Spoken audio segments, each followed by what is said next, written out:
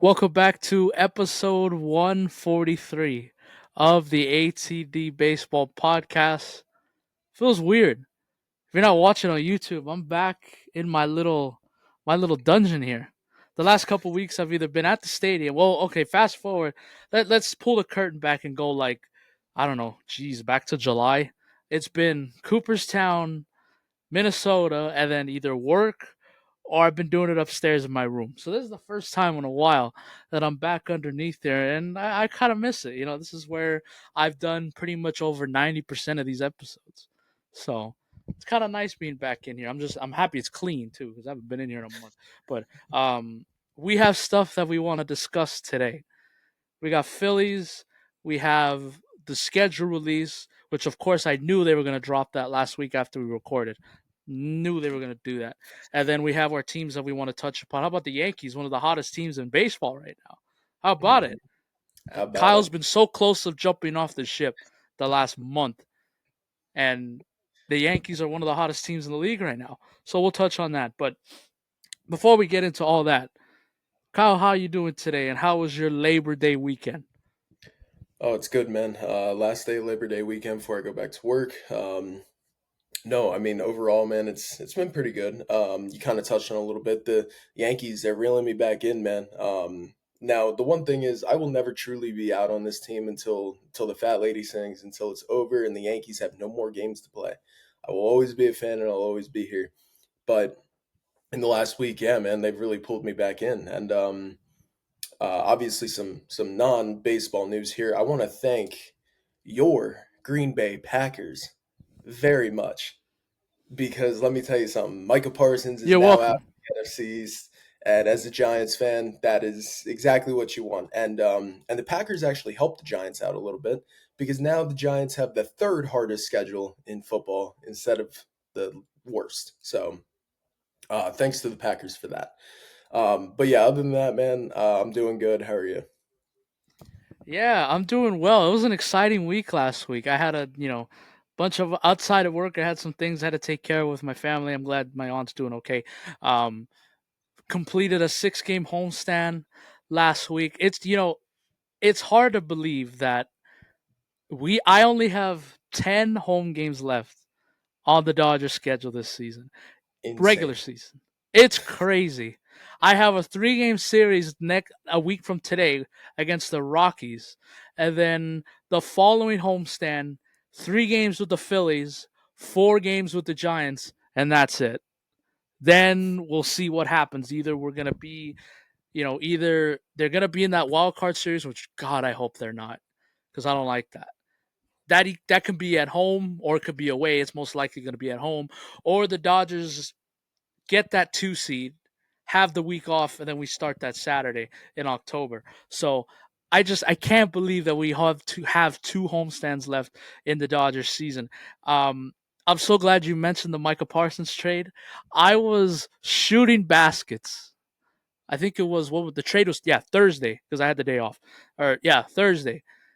I was at shooting around, and I got a message from one of my buddies, was like, "Bro, you called it." And then I was like, what? That was the first message I saw. Believe me, like I said, look, I get a bunch of notifications all the time. So, you know, I saw it and I was like, oh shit, Micah Parsons of the Packers. So I was very excited for that. Shout out to the two Dallas teams, the Dallas Mavericks and the Dallas Cowboys. Shout out Nico Harrison. Shout out Jerry Jones, giving me Luka Doncic and Micah Parsons in a span of 8 months. Yeah. Thank you, thank you, thank you. So I really enjoy that, and um, I do want to give a special shout out because obviously, as everybody knows, I am the sports guy. I do not miss anything. I love watching sports. I think I told Kyle this. I do not watch movies or anything. I'm just Mhm. watching sports. I want to give a shout out to the legendary Lee Corso who did his final game day show over the weekend. 90 years old. He actually got it right. He actually got all his picks right over the weekend, which is Yeah. crazy. All the teams that he played or coached for won, and then the 6 picks that he made during the final show all won this weekend too. So, um, you know, obviously getting into this business, um, you love sports, but you also love the people that talk about and cover it. And for me, Absolutely. Lee Corso, that he's one of those guys, man. Like I remember watching game day as a kid growing up, getting up early on the West Coast. Cause remember, the East Coast, those shows start at 9 a.m. Out here, man, those shows start at 6 in the morning. And, you know, as I got a little older, I wasn't getting up at 6 in the morning anymore to watch a full 3 hour show or kind of, sleep, zoom in and out of it. But I would get up. I would always make sure on Saturdays in the fall to get up around 8:30 just so I can go see Lee Corso's headgear pick before the full slate of college football games. So shout out to Lee Corso. Happy retirement. I'm so happy that he was able to go out into the sunset because he deserved it. Uh, so Corso was one of those guys that I grew up watching, and one of those people that was like, you see him on TV making the headgear pick, having fun, talking about football and sports. It's like, man, I want to do that. I want to do stuff like that. So, um, you know, behind every, behind all the little gimmicks and stuff that you see on this show, it comes from guys like Lee Corso and other media people like that. I tried, obviously not to be fully like them because I think you do have to be your own person and create your own kind of style. But the little bit, with the confetti and me putting on my cheese head on the football show like a couple years ago, that all comes from like guys like Lee Corso. So shout out to him. Thank you for being a huge inspiration. And I was so glad that I got to see the last show, and I'm so glad that he got the pick correct. And but to answer your question, doing well. I was watching from when I wasn't working because I was working this weekend, but I was watching college football all day Saturday. At least I was trying to. I saw Texas, Ohio State in the morning. I was kind of flipping in and out with Alabama, Florida State. I got to see, and then I got to see USC kick the shit out of Missouri State uh, while I was at work, kinda. And then I got home and I got to see UCLA get pounded at home against Utah. So that was pretty good. So happy that the fall sports are back here. And then, of course, like you mentioned, Michael Parsons, we got Eagles, Cowboys this Thursday. Full NFL's back, and then of course I'm off this week, so I'm gonna be watching the NFL, have Red Zone on all day, along with baseball and stuff. So I'm very excited. We got all kinds of sports now. I'm very excited, and I've been watching the U.S. Open with the tennis, men and women. So I've got, like I said, I've got it all covered. I've got it all covered here. You're not gonna miss anything. But um, doing extremely well. Um, so going on to our topics here, um, we're gonna touch Phillies, the schedule, and then Yankees, Dodgers. But we'll start here with the Philadelphia Phillies. Um, the news broke. I think it was Saturday. Yeah, Saturday afternoon that Walker Bueller, Dodgers legend, is signing a minor league contract with the Philadelphia Phillies. Um, I knew, first of all, I knew he was going to be on a team by September 1st. I know a lot of Dodger fans were kind of kicking around the idea of why not bring him back? Why not? Like maybe Especially with the coming Andrew back Heaney here. news. Yeah, exactly. With the Andrew Heaney news, clearly the Dodgers were interested in getting one more starting pitcher or bullpen pitcher, whatever. Um, I actually put it on my story too that I wouldn't be against the Dodgers bringing him back.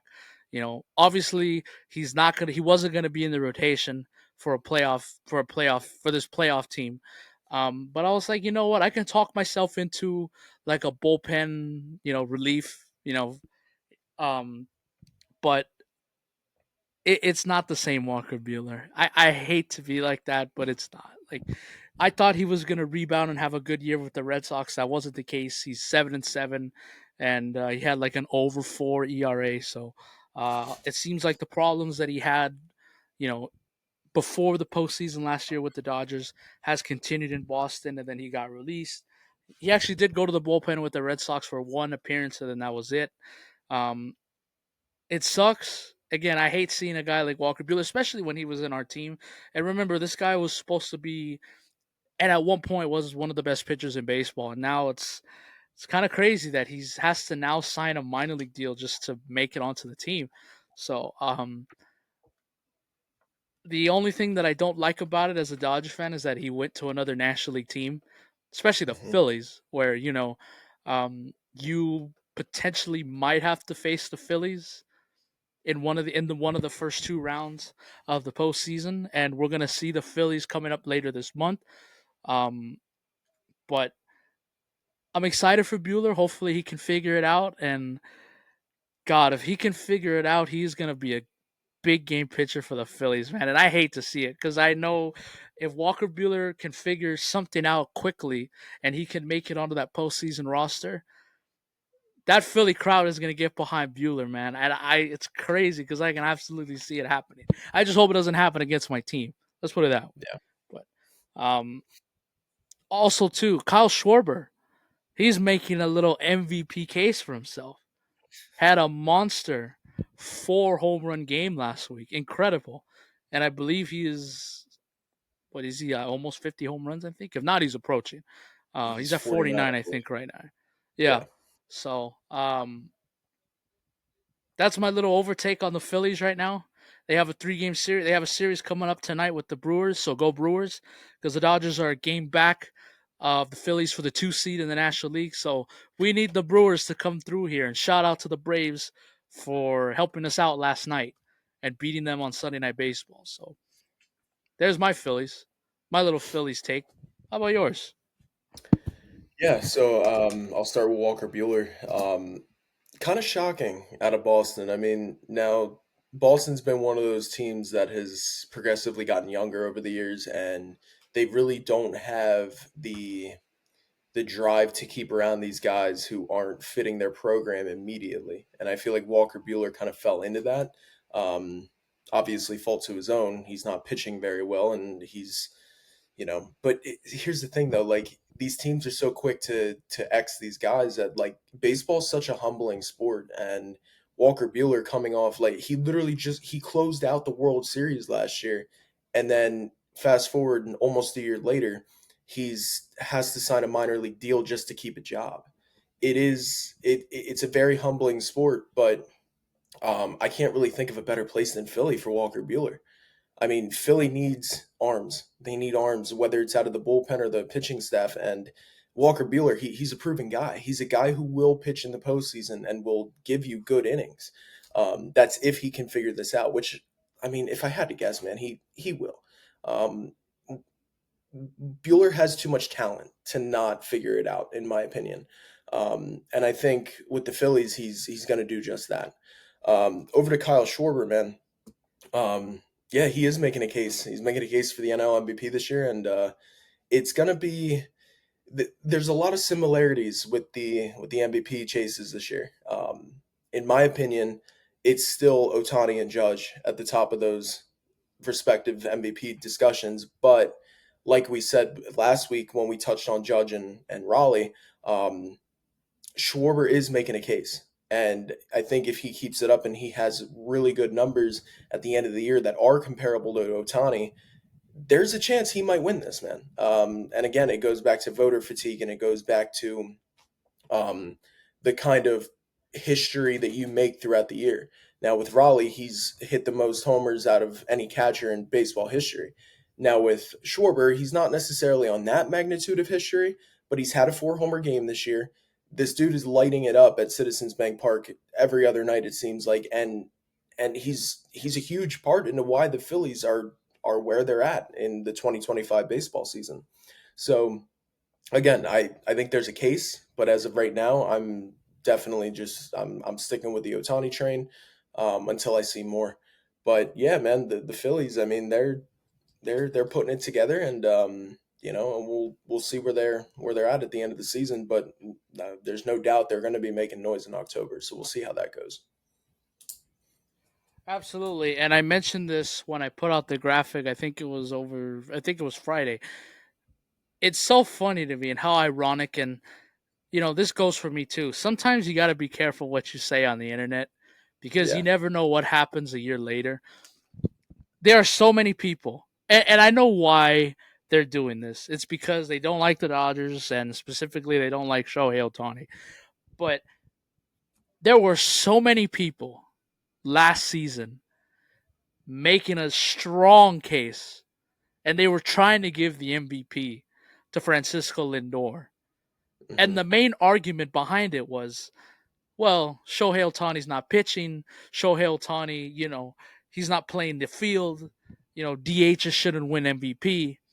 It's ironic a season later, those same people are trying to make the argument and give the MVP to Kyle Schwarber, who is mainly a DH at this point. I understand he plays the field maybe not all the time, but he does play left field once in a great while. But most of the time, he is a DH. I just find it a little ironic, you know. So, Yeah. um, I understand Schwarber leads home runs, and I think he leads in RBIs too. But Shohei Ohtani leads everything else. I think Hmm. he has a higher slug, he has a higher batting average, it's the same argument that I hear with Raleigh and Judge. It's like, how can you give an MVP winner to a guy that hits 245 and Cal Raleigh? So it's a lot of hypocrisy all over the place this year. But um, I'm very interested to see where these voters go. I think Otani will still win. I think he still will win. But I mean, I could see a world where they give it a Schwarber. I really can. Yeah. Especially if Shohei doesn't have the big September, and Kyle Schwarber continues to mash and he continues to hit. I could see a world, and this is coming from a Dodger fan, you know, Hmm. biased Dodger fan here. I can see a world where Schwarber can kind of backdoor this thing, and he can win NL MVP. And also too, if the Phillies can hold off the Dodgers this month, which obviously I hope they don't, and if they can get to 2 seed and the Dodgers have to play a best of three in the wild card round, I could see it. And if Schwarber has a big part in that, I could definitely see voters being swung a little bit. And again, this all goes back to the argument I've been making for the last couple weeks: voter fatigue. I really believe that's a thing, and I think these writers want to give it to somebody else other than Judge and Otani, especially Otani. I think they really do, but it's hard when Shohei's having 50-50 seasons and Judge is, you know, hitting another 50 home runs and batting over 330. It's hard, but I could see Here, it. here's my problem though. Okay, I I don't have a problem with different guys winning MVPs, but my big thing is if they deserve it, because you got to remember, like, okay, so a big argument nowadays is batting average. Okay, a lot of people say batting average doesn't matter, this, that, and the other. What I don't want is I don't want 5 to 10 years down the road from now saying, okay, well, MVPs don't matter because voting fatigue gets too much. This, that, and the other. Like when Otani walks his way into Cooperstown one day, because there's no doubt he's going to, there like there you could make a case saying to yourself, well, he should be a I don't know a 6, 7, 8, 9 time all MVP NLAL versus a I don't know 5 time MVP. To me, it's like if these guys are consistently going out and winning MVP every single year, voter fatigue should not be a thing. Because if they are putting up the numbers to deservingly get these MVP awards, that means a lot to a guy's legacy and to a guy's way to Cooperstown. I mean, I'm sorry, like on a plaque, 6 time MVP sounds a whole lot better than 4 3 time MVP. And to me, I I just don't want it to get a little dicey. And in the last few years, I feel like they've done a pretty good job with the way the MVPs have gone. But I want that to continue. I don't want them giving Schwarber or Raleigh the MVP this year strictly based on voter fatigue. And I'm not taking anything away from these guys. I'm really not because, Judge and Otani are our guys. I get it. But if Judge and Otani are putting up those numbers, deservingly winning MVPs every single season, I don't want voter fatigue becoming such a big issue that that's the reason why they're losing out on accolades that could get them into Cooperstown and have a better legacy for themselves. That's the big thing that I don't want getting in here. And it hasn't happened, so this is something that I'm cautious about and I'm a little worried about and I hope doesn't come to fruition. I just I don't care if these guys win MVP every year if they deserve it. And Judge and Otani have done that. So I want that to continue if that's the case. And if the season were to end and Schwarber and Raleigh were named MVPs, yeah, I might have something to say about it because that's to me, it's just um, if voter fatigue's that bad, then I don't know, man. Judge and Otani are just in a league of their own, and that's the way I look at it. Yeah, yeah, you're right.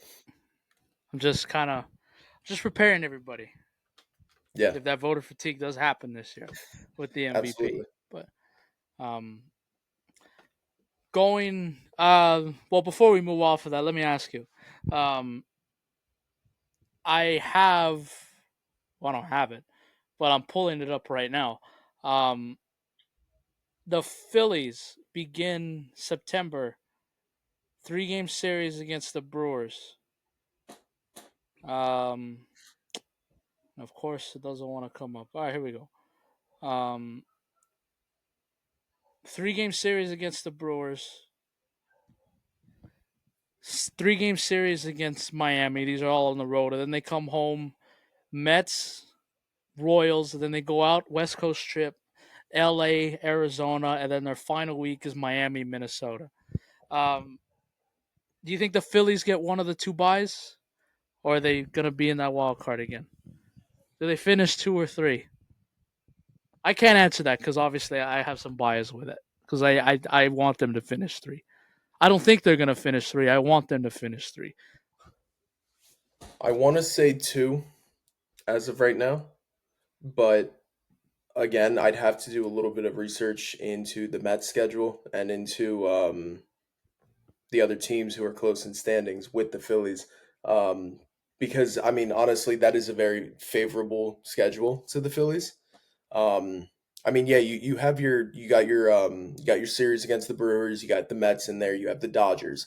Other than that, there's not much competition to the Phillies, and those are games that should be won. At least 2 out of 3 in some of those series, at least splitting some of those series, or however that looks. So as of right now, yeah, I'd say two. I definitely think the Phillies are gonna. They're kind of on cruise control right now, man. And I don't see that stopping. They might run into a little trouble with those 3 teams that I mentioned, but overall, I think there's enough games left to play for them to really kind of pull away. And like I said, man, they're on cruise control, and I don't see that stopping. Once October's here and we start getting into our postseason projections and seeing the seedings line up and things like that, I might have a different story with the Phillies. But as of right now, I don't see anything changing, and I see them cruising into a playoff spot. All right. Uh this will be fun. Schedule release. The MLB schedule got released for all 30 teams got released Tuesday. Now, the thing that sucks about Major League Baseball, and they'll never admit it out there on Jesus, where do all the teams meet up in Park Avenue in New York, where all they have these corporate buildings and stuff where the NFL is and Major League Baseball. The suits will never admit it, but I know they are absolutely pissed off that the MLB schedule got released an hour before. No, Taylor Swift and Travis Kelsey announced that they were engaged, and then an hour later, the MLB schedule got released. I know Major League Baseball was not happy about that. Out of all the days on the calendar, and part of this is Major League Baseball's fault because they don't release the schedule this late into the season. So Major League Baseball's not completely clean here. This schedule should have been released when it was supposed to be at the end of July, not a month later. So that's on you. But um, we have the key dates here: opening night, not opening day. Opening night, March 25th, Giants Yankees, and at first I thought the game was in New York. It's not. It's in San Francisco. Because the Yankees went had because it's the Yankees opened up against the Giants 2 years ago at Yankee Stadium. Remember that was Judge's first game back after he had that monster extent. I mean, went to that crazy free agency period where it looked like he was going to the Giants, and then he I went was back to at the that game. Yankees. Then Yeah, you were at that game. He had a home run too, I think. First AB, I think he had a home run. Yeah. Opening day, March 26th, April 15th, Jackie Robinson Day. All 30 teams are playing. Rivalry weekend, May 15th to the 17th. Lou Gehrig Day, June 2nd. This is fun. June 18th to the 14th, the A's are playing back to back series at that Las Vegas ballpark, that little bandbox of a ballpark down there. 4th of July, and this is one of my favorite things. And I know people have been asking for it for years. And honestly, it's a shame that they haven't done this. All 30 teams are playing on 4th of July. Hmm. Which you think it's like, okay, well, what's the problem with that? It hasn't always been the case.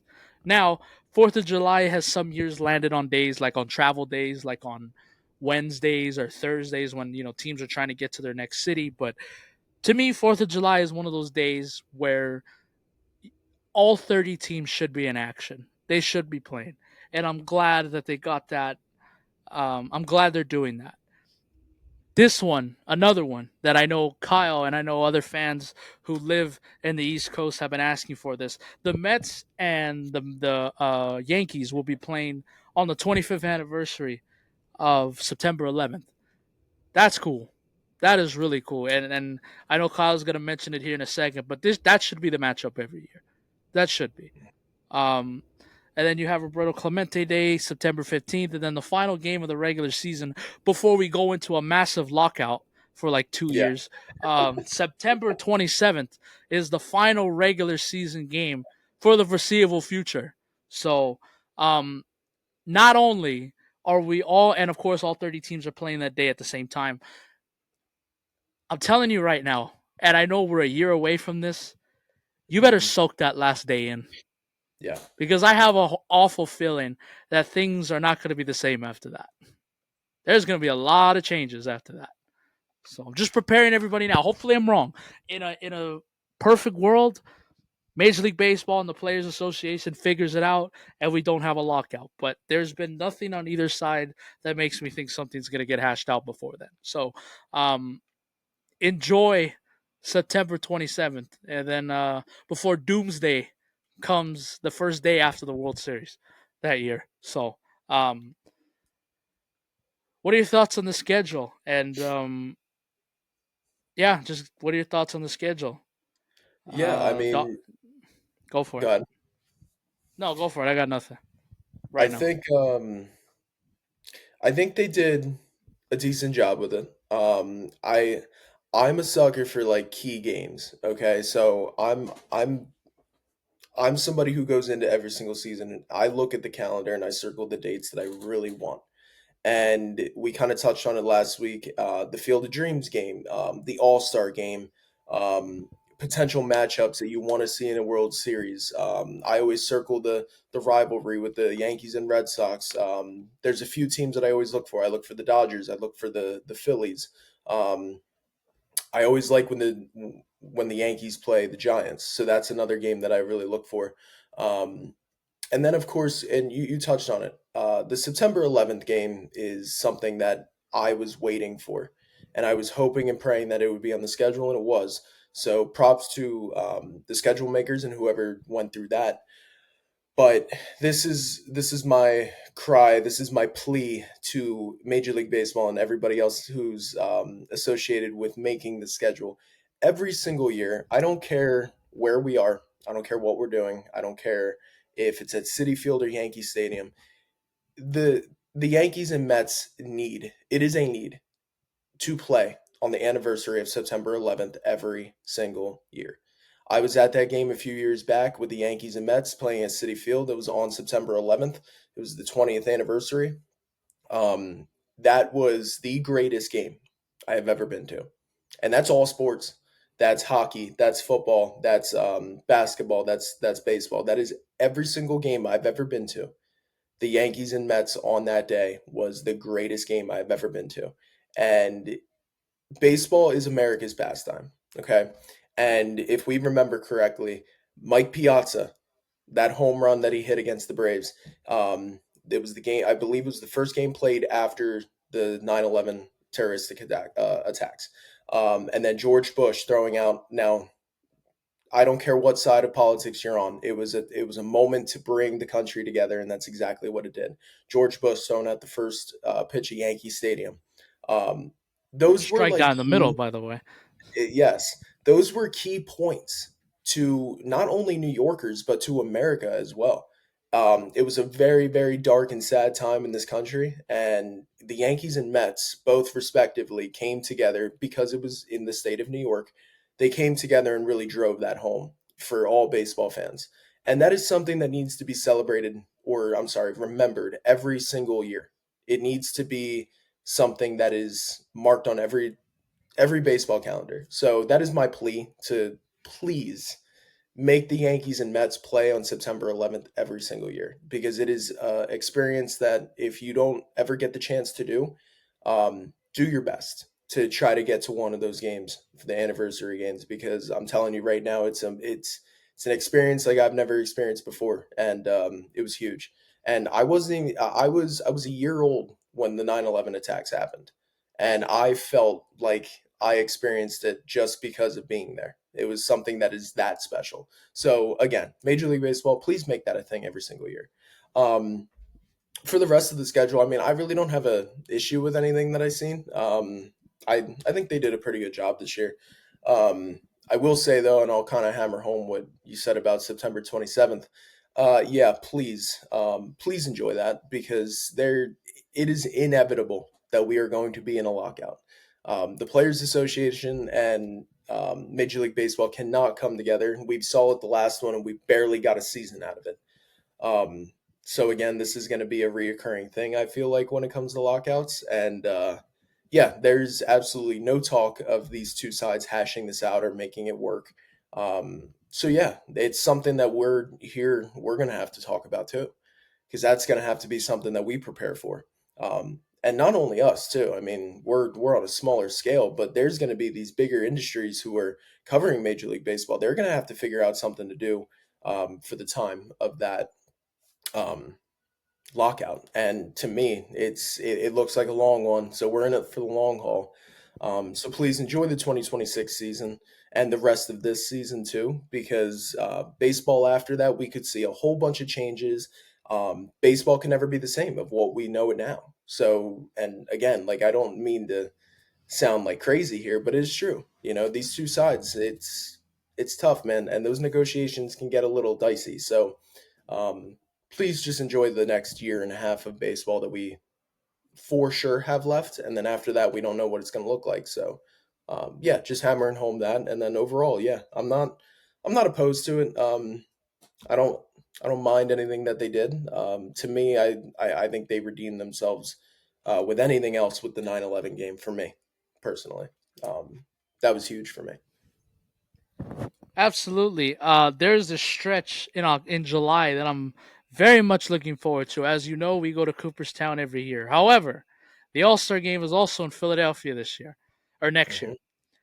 Here's the Dodgers' schedule during the All Star break and coming out of the All Star break. So obviously, final weekend, 3-game series against the Diamondbacks. Home Run Derby Monday, All Star Game Tuesday, all in Philadelphia. Then they go to Yankee Stadium for 3. Then they go to Philadelphia for 3. Then they go to the Mets for 3. And that weekend's Hall of Fame weekend.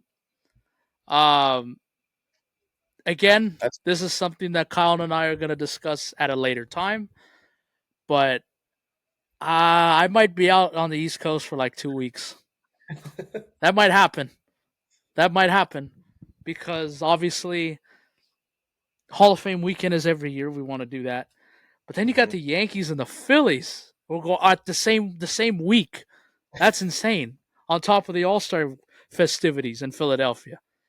yeah, it's big, man. And That's this big. is like this is the first year that something like that has really lined up because I Right. mean it was June of last year that the Yankees and Dodgers played here at Yankee Stadium, and then like I mean, for the fact that it's those three big matchups that lead you up to Cooperstown. You got the Yankees, you got the Phillies, and then you got the Mets. Like those are three like prime time games right there. And then of course we go up to Cooperstown, so that's definitely something that we hash out and we kind of see what that looks like. But yeah, that might be one of the best parts of the schedule. Dodgers opening day is March 26th. Every year that I've worked at Dodger Stadium, they've been home for that first game of the season, right? No, ironically, my first year they weren't home. They were gone for a week. Then they came Mm, back. Um, so it'll be fun in March on March 26th, 2026 when the Dodgers get their rings again, their back-to-back championship. It'll be fun when we actually play a divisional opponent. So no, just kidding. Hopefully, but you never know. Um, so yeah, I think yeah, Major League Baseball got it right with the schedule. Ironically, they got it right, and then after that, we don't know. It's up in the air after that year. Um, very much looking forward to it. Very much looking forward to it. I like that they brought the rivalry weekend back, and it seems like looking at most of these schedules here, they actually did put them against their rivals. You got the Dodgers and um, the Angels that weekend. You got other matchups too that are in there, but I'm glad that they brought back the rivalry weekend. I think, and they actually put some teams that are actually rivals against each other. You know, yeah, so yeah, no complaints out of this, and it just sucks that it got completely overshadowed by the Travis Kelsey Taylor Swift engagement because yeah. that's all I was seeing on everybody's story at around 10:30 It was a.m. all LA time when MLB schedules were getting released. So, yeah, there you go. So, and, yeah, Field of Dreams is back too. I'm looking forward for that. Very much looking forward for that, like we mentioned last week too. So, um, yeah, there's your schedule. Um, all right, we got our teams. Um, I'm gonna let Kyle go first because the Yankees got the hot hand right now, and it seems like when I let them go first last week, I think they won all their games. So yeah. we believe in superstitious around here. So Kyle, you can go for your Yankees first. Yeah, not much. There's not much to complain about, man. 7-3 in their last 10. And I kind of opened up last week, or I'm sorry, yeah, opened up the Yankees recap part, by stating that they had 3 games against Washington and 4 games against Chicago. Um, they went 7-1 in that time, in that span. Um, Yeah, I'm sorry. They went 6-1. I was 7 games. Yeah, they went 6-1. Now it. I'm trying my best to be happy here, man. I am, but the Blue Jays and Red Sox both won yesterday. The Yankees lost. It was their one game that they lost against Chicago. They took 3 out of 4 in that series, and it was a game that they could have won too. That's what bothered me the most. But I can't complain. 6-1 in their last 7. I mean, that's exactly what you want. And they made some ground in the standings. They now hold the first wild card. They're up a half a game to Boston, and in the division, they are 3 games out of first place. Um, and Boston's 3.5. So you're neck and neck there with Boston. Right now, they're 76-61. I mean, there's not too much to complain about right now. The offense is clicking. They're scoring runs. You're getting production out of everybody. Um, Even Volpe, man, he's looked hot in the last few days. Austin Wells has looked pretty good. Um, 2 guys, Trent Grisham and Cody Bellinger, man. Again, it's these 2 guys. They're holding the fort down. Trent Grisham, I believe he's approaching 30 homers on the year. That's insane. It's a career year for Trent Grisham. He's in a walk year. Jazz Chisholm, he's been swinging a hot bat. Aaron Judge, he's had 2 or 3 homers in the last week, I believe. So he's starting to heat up a little. Pitching, they're doing their thing. Big shout out to Cam Shitler. He is the Yankees rookie. Oh, Ryan, yeah. It was funny. I was watching the game the other night. Shitler. Yeah. Ryan Rucco, he said shit on national television. But anyway, um, very easy name to get mixed up. But he's coming together, man. He's having a hell of a rookie year. I believe he has a sub 3 ERA. He's probably around 2.50 if I had to guess in that area. He looks really good.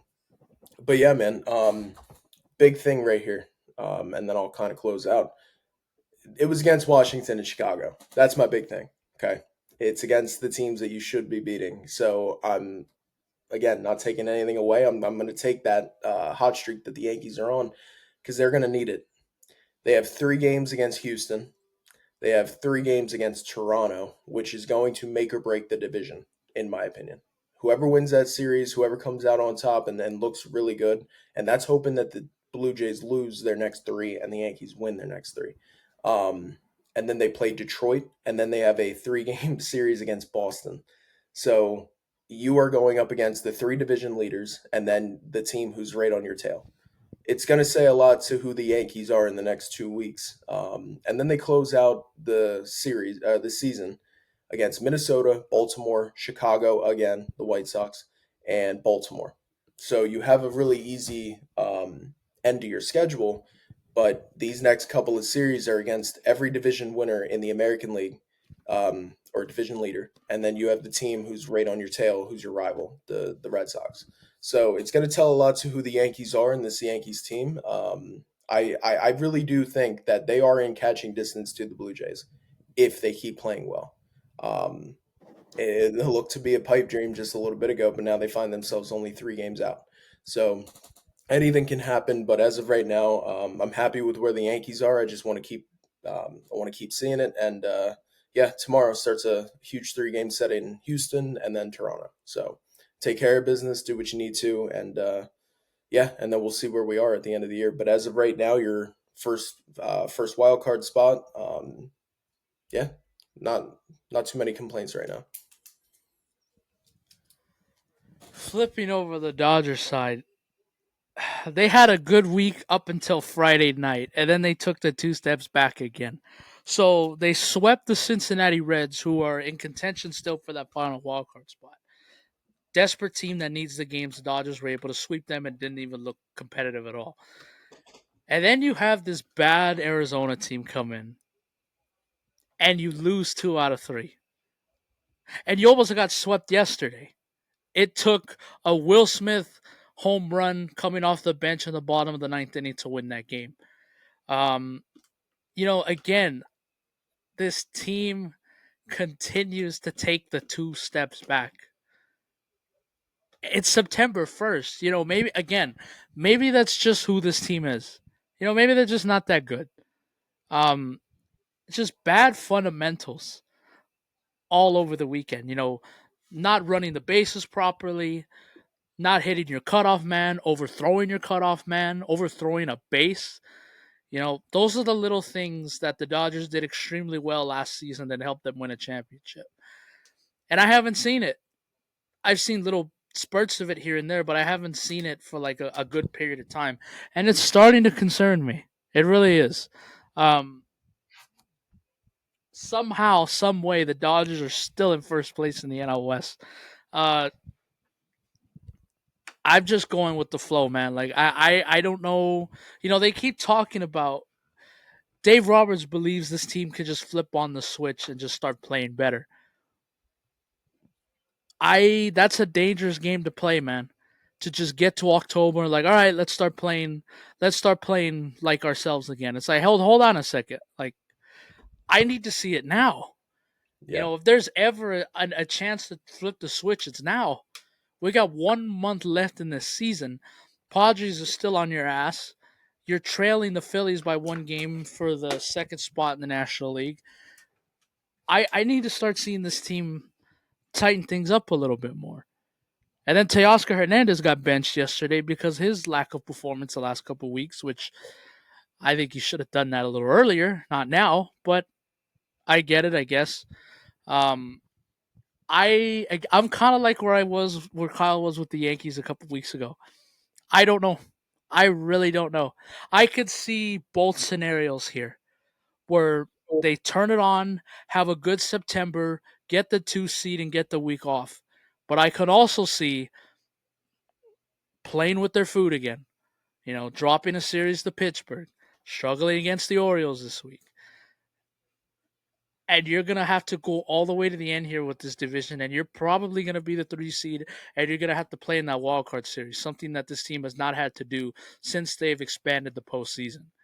Um, yeah, I kind of don't know what to. I'm just taking it game by game, to be honest with you. You know, nothing's a guarantee right now with this team, as they just showed it over the weekend. I you had so much momentum, stealing a game from the Padres on Sunday, sweeping the Reds, and then you give it all back by dropping a series to Arizona. And the problems are starting to come back again. Kirby Yates is not good. Um, Tanner Scott blew the game yesterday, gave up the 3-run home run to Corbin Carroll, which is why it got tied late. I don't know. I don't know. Um,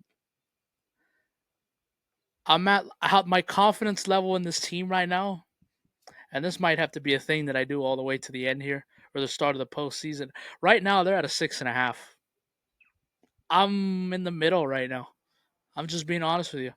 I can see a scenario where they flip it and they go on a run here again, and I can also see where they continue to struggle, play 500 ball, and they are an early exit in the postseason again.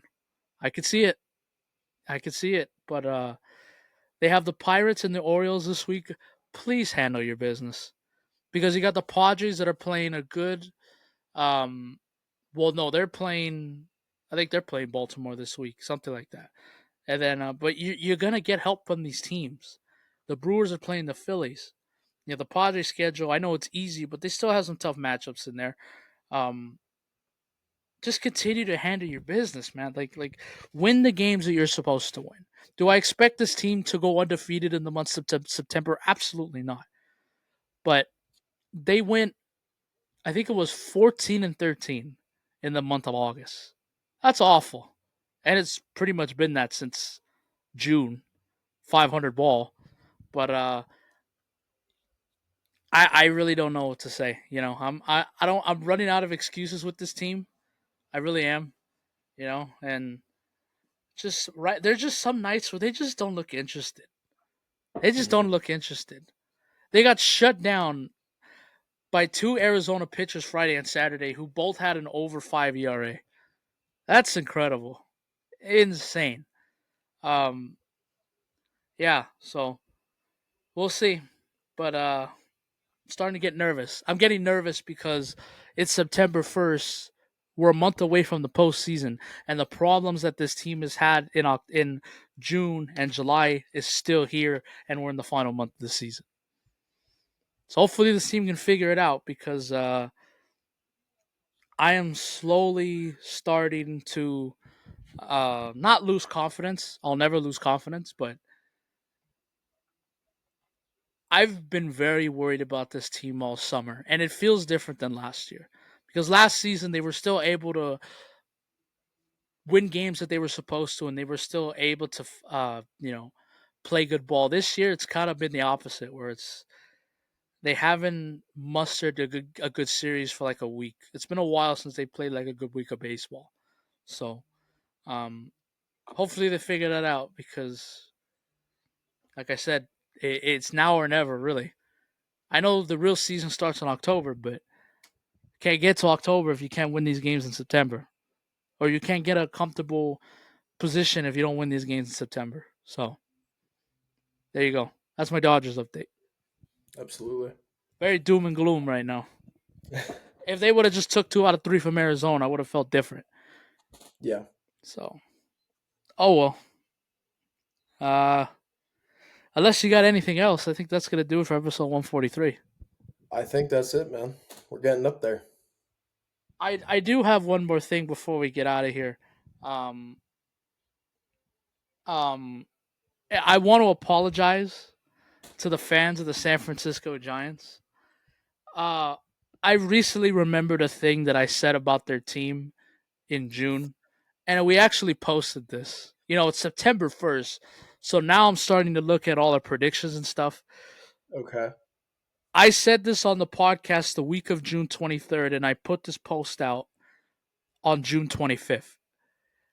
I said to that point, I think this Giants team has been the most surprising story in baseball so far. And I said that they were probably going to make the postseason.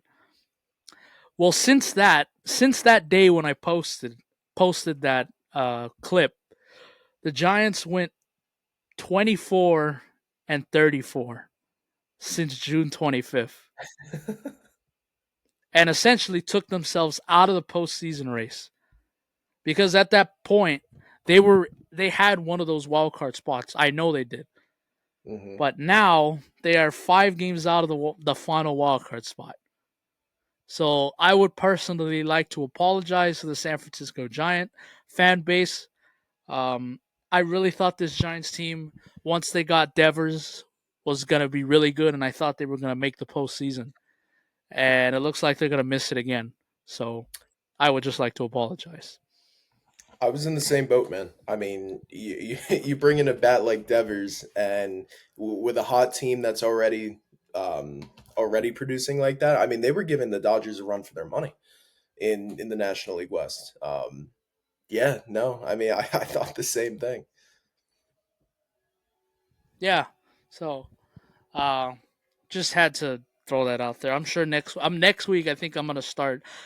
I'm gonna look through some of our predictions now that we've reached September. I'm gonna see That's a how good we idea. are because we're getting close here, and we're gonna start seeing if some of these predictions and stuff we made during the season are gonna come true or not. So I'll I see if like I that can get idea. a list going for the next couple of weeks here. It's good. That's a great idea, and definitely something to look back on to see if we were see how much of idiots we made out of ourselves. Yeah, exactly. All right. Well, that's gonna do it for episode 143. Uh, enjoy the rest of your Labor Day off, and we'll Absolutely. see you next week. And now we are in pennant. It's pennant chasing time. It's September 1st. I think we completely forgot about that when I press recorded here. It's September 1st. We're in the final month of the regular season, which is Crazy, crazy. man. Crazy. All right. Well, see you in a week. Adios.